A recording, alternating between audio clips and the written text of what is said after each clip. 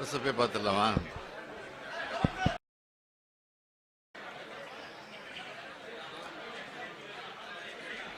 ஊடகத்துறை நண்பர்களுக்கும் பத்திரிகையாளர்களுக்கும் முதலில் என்னுடைய வணக்கத்தை தெரிவித்துக் கொள்கிறேன்.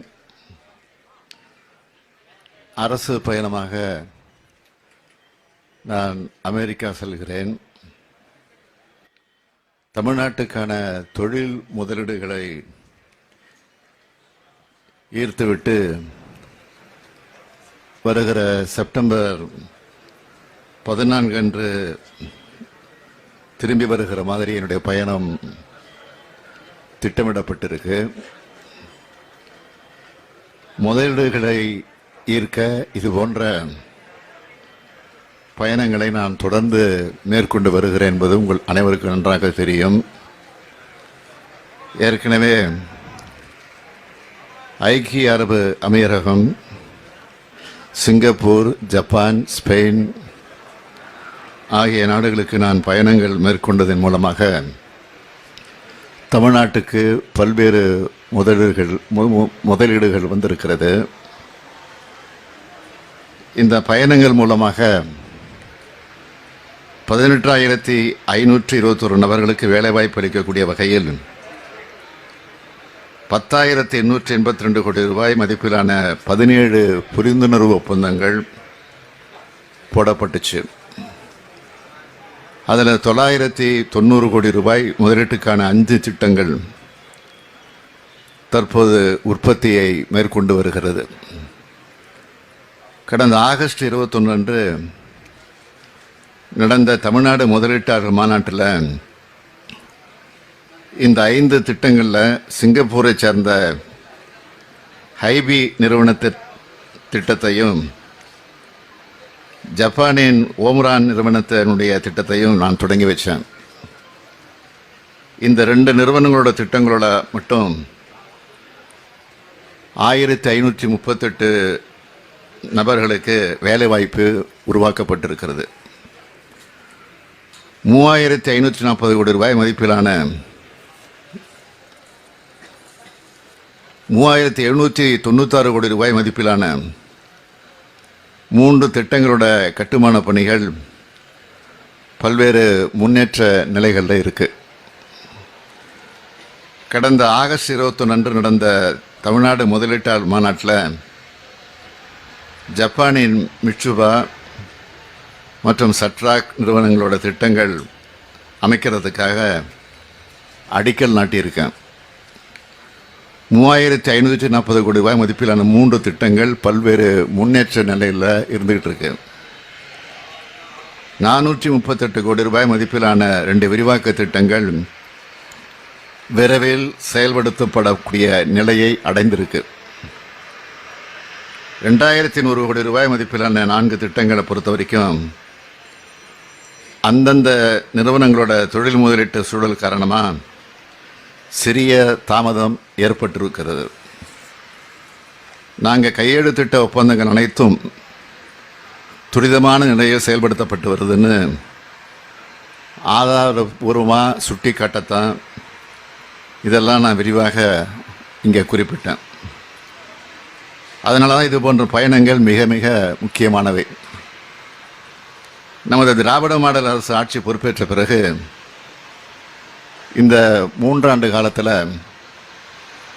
இதுவரை 872 புரிந்துணர்வு ஒப்பந்தங்கள் கையெழுத்தாகியிருக்கு. இதோட மொத்த மதிப்பு 9,99,093 கோடி ரூபாய். இது மூலமாக 18,89,234 நபர்களுக்கு வேலை வாய்ப்பு கிடைக்கும். இதில் 234 திட்டங்கள் உற்பத்தியை தொடங்கிட்டாங்க. 4,16,717 பேருக்கு வேலை வாய்ப்பு கிடைச்சிருச்சு. மற்ற ஒப்பந்தங்களும் படிப்படியாக அடுத்து செயல்பாட்டுக்கு வரும்.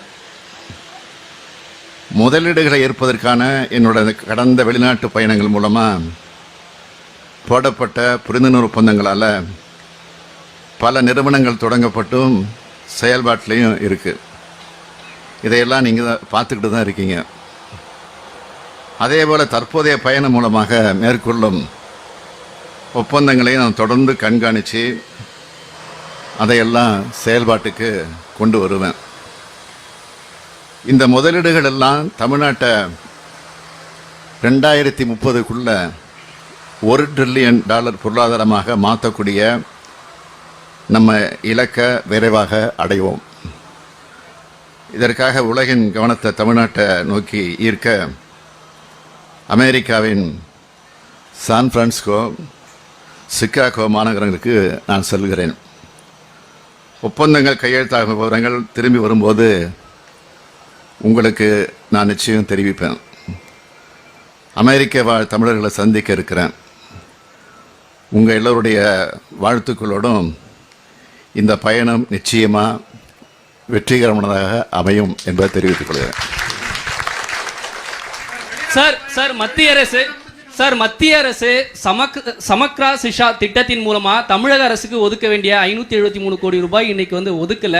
புதிய கல்விக் கொள்கை ஏற்றுக்கொள்ளாதனால தான் இந்த நிலை அப்படின்னு இருக்காங்க. இதை மாநில அரசு எப்படி இந்த விஷயத்தை எதிர்கொள்ள இருக்கிறோம்? தேசிய கல்விக் கொள்கை ஏற்றுக்கொள்ளாத காரணத்தினால தமிழ்நாட்டுக்கு வர வேண்டிய நீங்கள் கேட்ட மாதிரி 573 கோடி ரூபாயை ஒன்றிய அரசு நிறுத்தி வச்சிருக்கு. இது செய்தி வெளியாகிருக்கு. பள்ளி கல்வித்துறையில் தமிழ்நாட்டுக்கான நிதியில் உடனடியாக ஒன்றிய அரசு விடுவிக்க வேண்டும். இது தொடர்பாக ஏற்கனவே கழக நாடாளுமன்ற உறுப்பினர்கள்லாம் நாடாளுமன்றத்திலையும் பேசியிருக்கிறாங்க, சம்பந்தப்பட்ட அமைச்சர்களையும் சந்தித்து நேரடியாக சொல்லியிருக்கிறாங்க. நானும் இன்னைக்கு கடிதம் எழுதியிருக்கிறேன், தொடர்ந்து வலியுறுத்தும். சார் நீங்கள் அமெரிக்கா சென்று வந்த பிறகு இந்த அமைச்சரவையில் ஏதாவது மாற்றம் இருக்குமா சார்?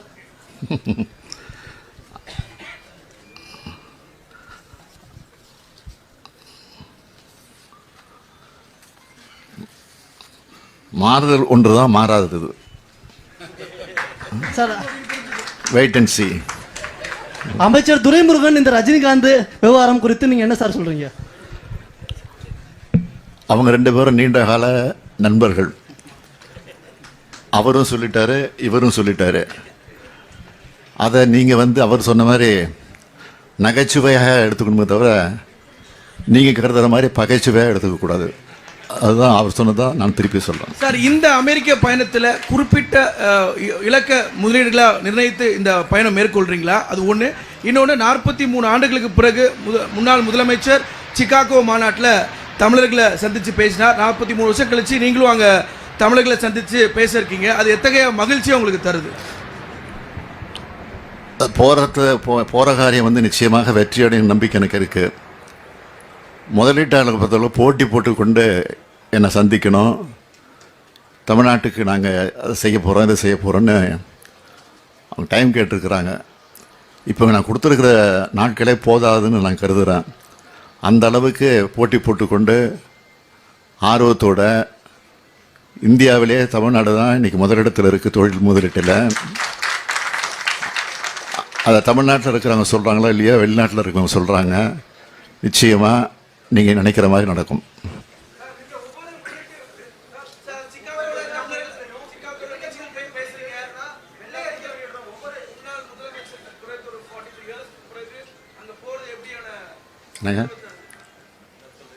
முதலீட்டை ஈர்ப்பதற்காக மகிழ்ச்சியோடு போகிறேன், உறுதியோடு போகிறேன்.